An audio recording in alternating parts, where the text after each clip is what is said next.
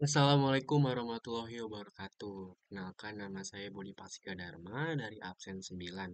Di sini saya ingin menjelaskan dari masa kependudukan Jepang bagian yang ketiga atau bagian yang C. Di sini saya ingin menjelaskan dampak-dampak dari penjajahan Jepang itu dari berbagai aspek.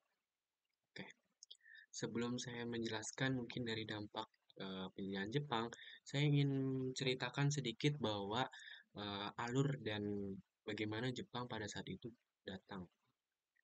Jepang pada saat itu datang tahun 1942 dan pada tahun segitu negara Jepang itu memberikan sedikit permohonan dan adanya niat terselubung. Jadi kita ketahui niat terselubungnya itu ya untuk menarik simpati beberapa warga Indonesia dan menganggap bahwa Jepang itu adalah saudara tua. Dan ini sangat menarik penjajahan Jepang dan pada tahun 1942 sampai ke kemerdekaan Indonesia itu hanya waktu tiga setengah tahun. Hanya waktu yang seonggok jagung di mana kurun waktu yang sebentar namun memberikan dampak yang cukup parah, cukup signifikan. Dampak yang cukup parah maksudnya adalah memberikan dampak yang negatif dan juga sedikit positif. Negatifnya banyak, terutama yang akan saya bahas nanti, yaitu dengan periode waktu yang sebentar tapi memberikan dampak-dampak yang cukup membekas terhadap kakek moyang, kakek dan nenek moyang kita tentunya. Dan ini saya akan bahas dari beberapa dampak-dampak penjajahan Jepang. Oke, dalam bidang pendidikan, Jepang itu memberikan akses pendidikan yang lebih luas ke rakyat pada saat itu. Karena seperti kita ketahui bahwa pada saat zaman kolonial, pada saat zaman penjajahan Belanda, itu banyak sekali eh, sentimen rasial dan diskriminasi tentunya yang mengharuskan bahwa para para generasi pada saat itu yang mau belajar itu harus berdasarkan golongan, berdasarkan ras, berdasarkan kepentingan dan itu ada sentimen-sentimen rasial yang misal kalau saya ambil contoh dari pembagian golongan. Ada yang golongan paling tinggi itu golongan Eropa yang ciri kulitnya adalah kulit putih.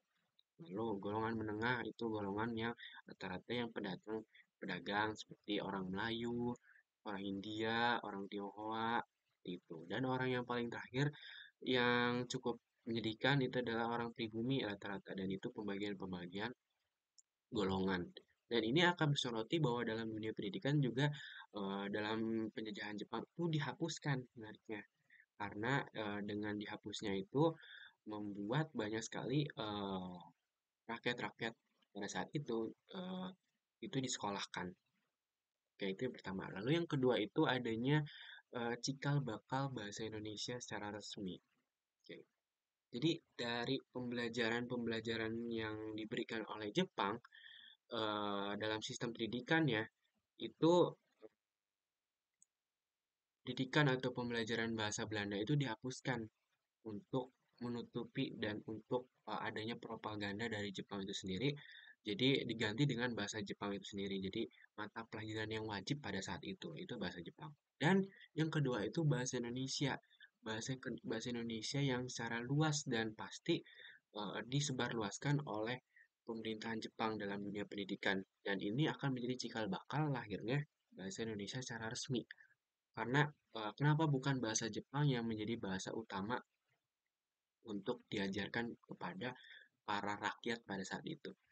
Jadi saya menyoroti ada faktornya itu dia faktor dari kondisi. Kondisinya itu pada saat itu adalah kondisi perang, di mana sangat tidak memungkinkan untuk para pendidik-pendidik yang dari orang Jepang itu dari negara-negara Jepang itu datang ke Indonesia dan itu pertama kondisi dan kedua itu ya kekurangan para pendidiknya. Jadi mau nggak mau ya seadanya. Jadi diajarkan para pendidiknya itu yang mengajarkan bahasa Indonesia dan karena banyaknya yang diajarkan itu adalah bahasa Indonesia secara masif itu menyebabkan secara luas dalam pembelajaran itu bahasa Indonesia Dan ini menjadi cikal bakal jadinya bahasa resmi bahasa Indonesia. Oke, itu dari yang kedua. Yang ketiga itu adanya sistem sistem dari dalam pendidikan yang sampai saat ini juga adanya peninggalan dari Jepang. Oke, saya sekolah menengah atas. Saya sedang berada di kelas 11. Dan ini SMA itu adalah periode waktu yaitu 3 tahun. Kita mengenal SMP itu 3 tahun dan sekolah dasar 6 tahun. Oke, pada saat penjajahan Jepang itu sistem seperti itu sudah dari zaman dahulu. Periode-periode waktu untuk pembagian-pembagian itu sudah ada dari zaman Jepang. Dan karena dihapuskannya sistem pendidikan pada zaman Belanda yang dihapuskan yang harus berdasarkan golongan, berdasarkan ras, berdasarkan kepentingan itu dihapuskan. Karena secara kalau mau dari patokannya dari Belanda itu sangat rumit. Karena ribet dan rumit dan terlalu kompleks untuk menjadi sistem pendidikan karena harus terbagi-bagi oleh ras dan golongan. Dan Jepang itu mengubahnya dengan sistem pendidikan yaitu adalah Kokumin Gakko, Soto Chugakko, lalu ada Koto Chugakko. Nah, ini Kokumin Gakko, Soto Chugakko dan eh, ya Soto Chugakko dan Koto Chugakko ini masing-masing itu lahirnya ada sekolah menengah atas, sekolah menengah pertama dan sekolah dasar. Nah, Kokumin Gakko itu adalah sekolah rakyat. Sekolah rakyat yang jadi cikal bakal sekolah dasar yang sekarang dan periode waktunya itu sekolah rakyat itu 6 tahun. Kita mengenal bahwa ada sekolah rakyat dan sekolah rakyat itu sendiri, mohon maaf, semiskin-miskin atau sederhana orang itu minimal mungkin pada saat itu adalah sekolah rakyat. Mereka itu menempuh jenjang sekolah rakyat atau SR. Lalu yang SMP yang Soto Cugako itu 3 tahun sama yang sekarang SMP periode waktunya 3 tahun dan yang SMA itu Kota Cugako saat ini. Dan itu menjadi poin yang menarik karena ada sistem pendidikan yang diberikan oleh Jepang. Nah, lalu dalam dunia pendidikan yang saya akan bahas lagi adanya ini kutipan dari tokoh bernama Suharyo Parmodiwiryo.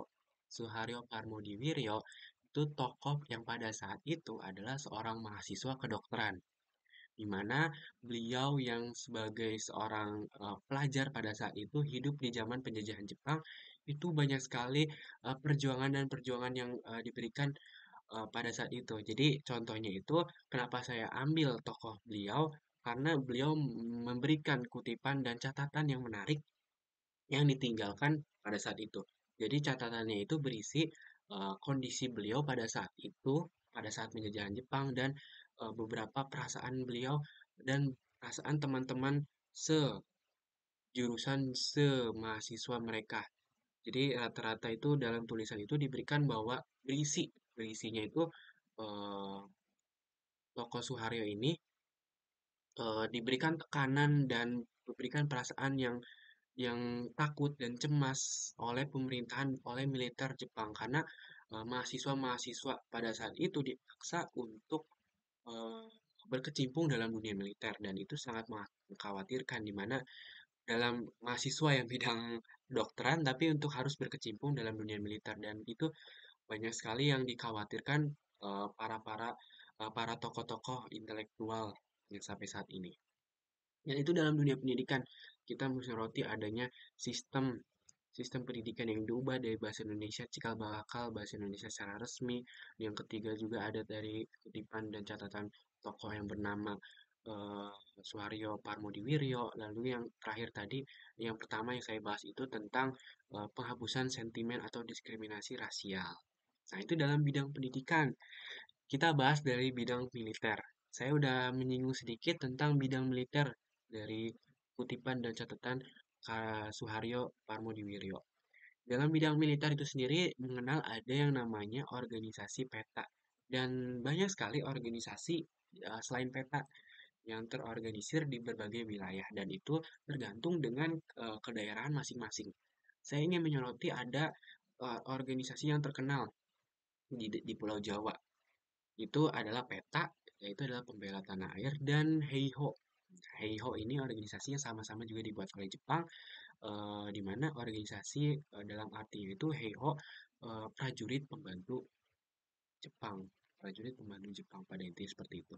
Dan organisasi-organisasi ini yang bisa saya sebutkan mungkin dari Pulau Sumatera, adanya organisasi Gyukin.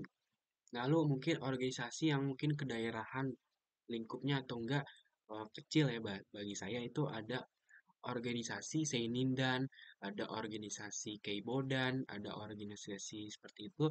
Dan kalau Keibodan itu dalam organisasi barisan keamanan. Lalu kalau misalnya Seinindan yang tadi itu barisan pemuda Indonesia, di mana rata-rata itu ya pemuda.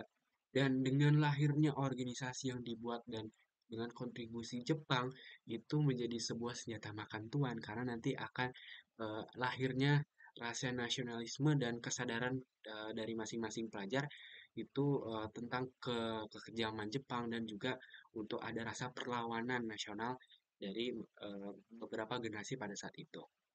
Oke, itu dalam bidang militer dan itu saya soroti bahwa banyak sekali pembagian-pembagian juga dalam wilayah Jepang itu kekuasaannya. Itu akan saya bahas dalam bidang pemerintahan. Oke, langsung aja saya bahas. Dalam bidang pemerintahan itu, dalam bidang pemerintahan di Jepang itu banyak sekali meninggalkan sistem-sistem yang terkenal. Itu seperti mungkin ingin saya bandingkan bahwa pemerintahan Jepang dan pemerintahan Belanda itu sangat berbeda. Di mana Belanda itu sendiri lebih mengedepankan birokrasi dan sedangkan Jepang itu lebih ke militer, militer, militer, sorry, militeristik ya. Jadi sistem pemerintahan itu lebih ke condong ke militer karena pada saat itu ya melihat kondisi Jepang lagi perangnya dunia kedua. Jadi mau nggak mau kedudukan tahta pemerintahan itu dinaungi oleh beberapa militer. Jadi saya ambil contoh kalau misalnya ada pembagian tiga, ada tiga terbagi naungan pemerintahan itu. Yang pertama adalah adanya eh, pembagian di Pulau Jawa dan Madura itu dinaungi oleh Angkatan Darat. Lalu Pulau Sumatera, Pulau Sumatera yang kedua ini sama dinaungi oleh Angkatan Darat. Dan yang ketiga ini sisanya berarti Kalimantan Maluku, lalu Sulawesi dan Papua itu dinaungi. Bedanya itu mereka dinaungi oleh dan terorganisir oleh Angkatan Laut. Nah, ini adanya dalam bidang pemerintahan itu ada pembagian-pembagian dampak yang diberikan. Jadi, saya melihatnya untuk berdampak bagi Indonesia sekarang adanya titik perlawanan dan tokoh-tokoh pahlawan nasional, tokoh perlawanan nasional seperti empat tokoh serangkai dan ya saya sebutkan mungkin tokoh Bung Hatta itu menjadi tokoh yang berani pada saat itu dan beliau berkecimpung dalam dunia politik pada zaman penjajahan Jepang. Karena catatan dalam penjajahan Jepang dalam bidang pemerintahan, bidang politik itu adanya keterbukaan dan adanya izin untuk orang-orang pribumi untuk memegang kekuasaan walaupun emang harus diawasi oleh pemerintahan Jepang dan salah satunya Bung Hatta pada saat itu menjadi organisasi putra dan seperti itu jadi kalau dalam biografi beliau itu ada beliau itu sampai bahkan diasingkan ke dalam Banda Nera dan itu Pulau Nera itu rata-rata pahlawan-pahlawan selain Bung Hatta juga banyak sekali diasingkan dari yang pulau berpenghuni atau enggak yang tidak berpenghuni. Nih, jadi Jepang itu dalam bidang pemerintahan memberikan dampak akses yang keterbukaan bahwa orang pribumi bisa bergabung ke dalam dunia pemerintahan atau organisasi yang lebih luas. Oke, itu dalam bidang pemerintahan. Oke, saya sudah membahas tentang bidang pendidikan, bidang militer, bidang pemerintahan. Mungkin saya akan membahas tentang bidang ekonomi. Bidang ekonomi yang memberikan dampak kepada Indonesia itu yang pertama adanya yang positif atau negatif dulu. Oke, kita bahas dulu yang negatif. Ya, ini yang cukup miris, yaitu adalah adanya mungkin dari ekonomi, ini masuk juga ke bidang sosial, tapi saya ingin menyoroti adanya Romusa. Oke, Romusa dalam arti banyak orang itu kerja paksa. Tapi secara definisi itu Romusa itu prajurit kerja. Namun memang secara paksa untuk dipekerjakan. Dan karena secara paksa ini mensoroti bahwa nanti akan dibahas dalam bidang sosial. Dan dalam dalam bidang ekonomi ini saya ingin menyoroti bahwa adanya selokan Mataram. Nah, ini sangat menarik dari itu dampak positif dari nggak hanya selalu negatif yang diberikan oleh Jepang, tapi ada dampak-dampak positif yang ditinggalkan. Dan dampak negatifnya mungkin dalam bidang ekonomi itu mungkin adanya eksploitasi sumber daya alam yang secara maksimal oleh beberapa pemerintahan Jepang yang menyebabkan apa ya ya karena ada pekerja paksa dan pekerja gratisan yang dipaksa oleh Jepang dan untuk terus sumber daya alamnya pada saat itu di Indonesia, tapi para pekerjanya itu tidak berikan pendapatan yang setimpal dan itu yang cukup merugikan dan berdampak pada negatifnya dalam artian. Oh, nah, sekarang akan saya bahas tentang dampak positifnya mungkin. Dampak positif yang diberikan yang saya amati itu adalah pada saat itu adanya gerakan menabung. Oke, pada saat penjajahan Jepang, ada hal positif yang bisa saya ambil. Karena ada beberapa koran diberikan bahwa pemerintahan Jepang itu memberikan arahan untuk rakyat Indonesia untuk menabung. Karena untuk menghemat lalu juga pada saat itu rata-rata akan terlahir juga namanya pertanian berkelanjutan dalam bidang ekonomi. Pertanian berkelanjutan maksudnya adalah rata-rata rakyat Indonesia itu untuk lebih biasa membangun membangun atau enggak ya membangun pertanian itu secara subsisten, secara pribadi untuk keberlangsungan keluarga mereka masing-masing. Jadi secara pangan lokal, secara makanan itu sudah dibangun secara mandiri dan ini sudah sesuai dengan prinsip pertanian berkelanjutan. Itu mungkin yang akan dibahas dari pertanian berkelanjutan dan dampak positif yang lainnya mungkin dari tadi sistem eh, selokan Mataram, di mana selokan Mataram itu sendiri terjadi di Jogja. Di Jogja pada saat itu pemerintahan Jogja Sri Sultan Hamengkubuwono di mana memberikan peluang-peluang yang orang bekerja atau robusta itu untuk dilindungi oleh beliau Sri Sultan. Jadi eh, dengan dilindunginya dari orang-orang pekerja Romusa itu membangun selokan Mataram di mana tujuan awalnya itu untuk mengatasi banjir, dan pada saat itu adanya ide untuk menyalurkan saluran-saluran air deh, jadi selokan gitu. Jadi ada manfaatnya dari selokan Mataram yang terjadi di Jogja dan juga Jepang itu ikut andil karena Jepang itu mendanai Sri Sultan untuk membangun dan juga memberikan pelatihan sedikit pada saat itu di Jogja dan itu memberikan dampak yang signifikan dan positif tentunya itu ya pelindungan terhadap orang yang robusta, lalu yang kedua adanya pencegahan banjir, lalu yang ketiga itu adanya sumber daya air yang tercukupi seperti itu. Lalu dari selokan. Lalu saya ingin membahas tentang irigasi yang diberikan hasil dari Jepang itu mungkin dari pertanian yang satu garis. Nah, itu. Pertanian satu garis itu pertanian yang masuk ke prinsip pertanian berkelanjutan, tapi itu sudah ditinggalkan oleh orang-orang Jepang untuk dibudidayakan dan diberikan kemudahan untuk efisiensi pangan pada saat itu. Jadi banyak sekali bidang positif yang bisa diambil walaupun ya kita berkecimpung banyak sekali bidang negatif yang diberikan oleh penjajahan Jepang. Tapi salah satunya banyak kok.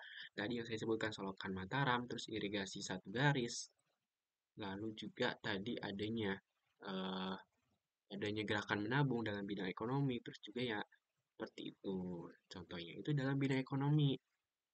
Kita udah bahas bidang pendidikan, bidang militer, bidang pemerintahan, bidang ekonomi, lalu akan membahas tentang bidang sosial dan budaya nih. Ini menjadi pembahasan terakhir. Tadi sudah disinggung kalau dalam bidang sosial tadi ada kayak prajurit prajurit pekerja itu Romusa yang saya singgung. Itu dalam pembahasan Romusa bukan hanya seorang pria yang dipekerjakan dan dirugikan pada saat itu, tetapi pada saat itu adalah ada tokoh-tokoh perempuan yang dirugikan karena banyak sekali apa ya perempuan yang dirugikan pada saat perang. Contohnya bisa saya ambil eh, mungkin dari organisasi dalam bidang militer seperti Fujinkai. Nah, Fujinkai itu sendiri organisasi yang dalam bidang militer, tapi yang berisi dengan perempuan-perempuan atau enggak ibu-ibu. Jadi organisasi itu berisi perempuan tapi ibu-ibu. Tujuannya apa? Jepang membuat organisasi ini perempuan tentunya itu untuk memberikan edukasi-edukasi dan pelatihan bertahan hidup dalam artian. Karena Fujinka itu sendiri banyak sekali hasil-hasil atau enggak program atau enggak produk yang diberikan untuk menjadi sebuah solusi para militer Jepang pada saat itu untuk bertahan hidup adalah membangun makanan alternatif yaitu adalah bubur perjuangan. Nah, ini menarik sekali adanya bubur perjuangan atau enggak bubur Asia Timur Raya. Ada itu istilah-istilah karena itu kan bubur itu sendiri makanan alternatif yang diberikan dari edukasi-edukasi oleh ibu-ibu dalam artian ibu-ibu Fujinkai ini untuk diberikan kepada edukasi-edukasi kepada militer-militer Jepang dan ini menjadi eh, berdampak pada berdampak pada budaya juga berdampak pada sosial dan itu adanya Fujinkai dan ini yang akan saya bahas lagi ada eh, Jugun Lanfu.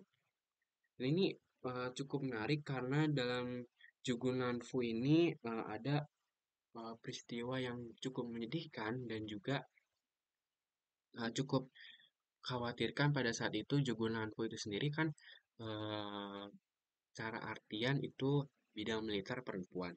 Tetapi karena Romusa yang begitu banyak, para pekerja pria itu dipekerjakan sampai bahkan tidak tahu ada kabarnya itu gimana para kepala keluarga dan juga banyak yang meninggal karena banyak penyakit yang menular, kekeringan yang drastis pada saat Romusa menyebabkan wanita dalam kondisi perang itu harus ikut andil dalam berbagai bidang. Nah, dalam berbagai bidang itu sendiri ada dalam bidang eh, jadi itu Jugun Lanfu. Nah, ini Jugun Lanfu ini sendiri cukup miris karena banyak sekali perempuan-perempuan muda yang dipaksa untuk pergi ke dalam dunia militer jajahan Jepang.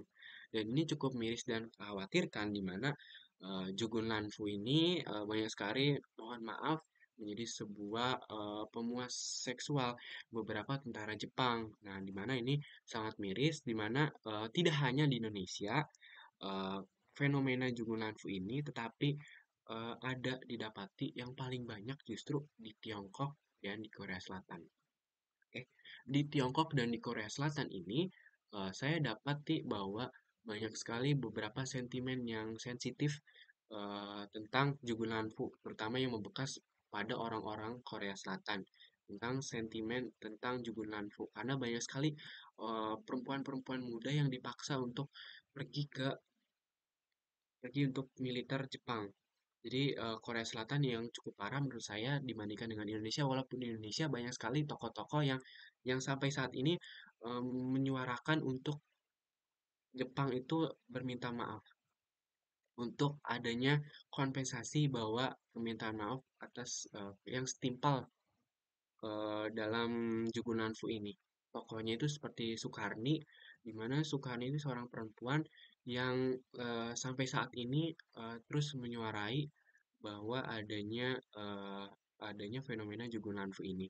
Dan di Korea Selatan, fenomena ini sudah di speak up oleh korban itu sendiri pada tahun 1991, di mana tokoh-tokoh korban Jugunanfu itu kepada publik memberikan pernyataan dan caman untuk Jepang dan Jepang itu sendiri memberikan kompensasi dan yang setimpal lah dan permintaan maaf pada korban.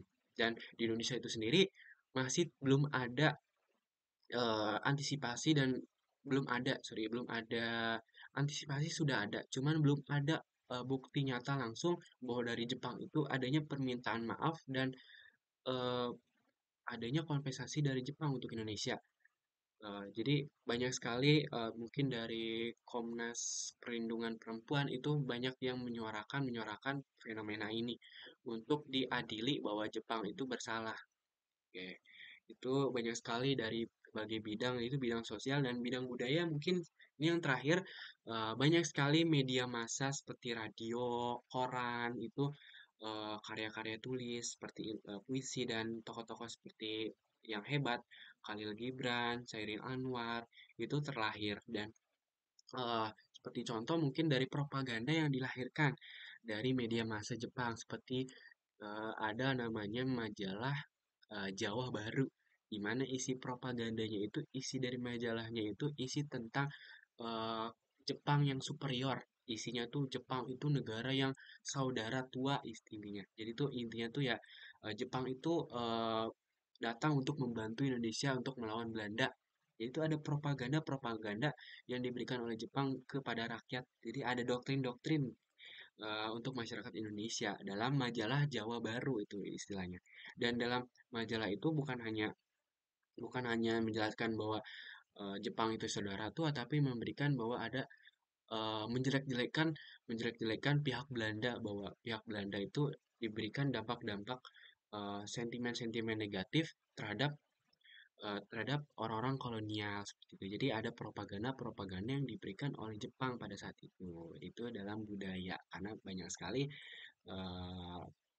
banyak sekali karya-karya yang diberikan oleh penyair-penyair puisi, penyair-penyair cerita, penyair-penyair karya tulis yang sangat-sangat istimewa yang lahir pada saat penjajahan Jepang.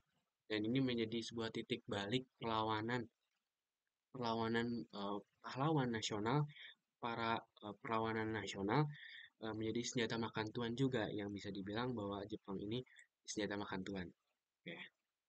Dari cakupan materi yang saya berikan, adanya dari bidang pendidikan yang diberikan dampak mau itu dampak positif, dampak negatif, dampak dari penjajahan Jepang itu dalam dunia pendidikan udah saya sebutkan dan juga bidang militer, bidang pemerintahan, dari bidang pemerintahan ada dan juga dari bidang ekonomi, dari bidang ekonomi juga ada bidang sosial dan budaya. Nah, ini sendiri dari dampak-dampak yang saya berikan seharusnya menjadi sebuah titik keteguhan kita untuk mengevaluasi, nah, secara kesimpulan nih. Pada intinya ini saya memberikan kesimpulan bahwa dengan banyak sekali dampak-dampak yang diberikan pada penjajah, terutama yang sekarang topik materi pelajaran itu adalah tentang penjajahan Jepang, itu banyak sekali yang diberikan. Jadi dari penjajahan itu banyak sekali yang diberikan, mau itu dampak negatif dan dampak positif. Saya ingin berkesimpulkan bahwa dari dampak itu jangan disamaratakan bahwa itu dampak negatif. Jadi maksudnya itulah dari dampak-dampak yang dari hasil penjajahan itu tidak dijadikan hanya semerta-merta itu kondisi yang kelam, penjajahan Jepang kondisi yang kelam. Tapi kita secara kritisi bahwa ada dampak positif yang diberikan oleh Jepang pada saat itu. Karena banyak sekali ya tidak hanya dalam penjajahan Jepang tapi dalam Belanda itu sendiri juga mendapat banyak sekali infrastruktur yang ditinggalkan oleh Belanda yang sampai saat ini juga masih ada seperti terowongan yang saya ambil dan juga mungkin dari beberapa rel kereta dan infrastruktur jalan yang diberikan oleh Belanda dan itu menjadi sebuah titik evaluasi kita bahwa kita harus menganalisa dan secara kritis dan tidak berpikir bahwa semena-mena bahwa Jepang itu memberikan dampak negatif yang banyak. Tentu banyak, namun kita harus mengetahui juga ada dampak positif yang diberikan oleh penjajah. Oke, itu poin yang saya ingin ambil dan saya ingin tegas ulang bahwa itu ada poin yang kita harus evaluasi dan kita berikan keteguhan kita untuk mungkin saya sebagai seorang pelajar dengan mempelajari ilmu sejarah dan mengetahui ada dampak-dampak dari positif dan negatif itu menjadi titik evaluasi saya untuk menjadi seorang pelajar yang memberikan kontribusi untuk negara yang lebih maju seperti itu. Cukup mungkin sekian dari saya untuk menjelaskan dari dampak-dampak penjajahan Jepang di Indonesia dari berbagai bidang. Eh, Kesalahan kata yang saya berikan mungkin bisa dikoreksi dan adanya kesalahan kata dan kosakata dan penggunaan kalimat yang mengenakan hati, mohon maaf. Cukup sekian mungkin pembahasan yang kompleks dan adanya struktur dari yang saya sampaikan itu cukup sekian. Oke. Wassalamualaikum warahmatullahi wabarakatuh. Terima kasih.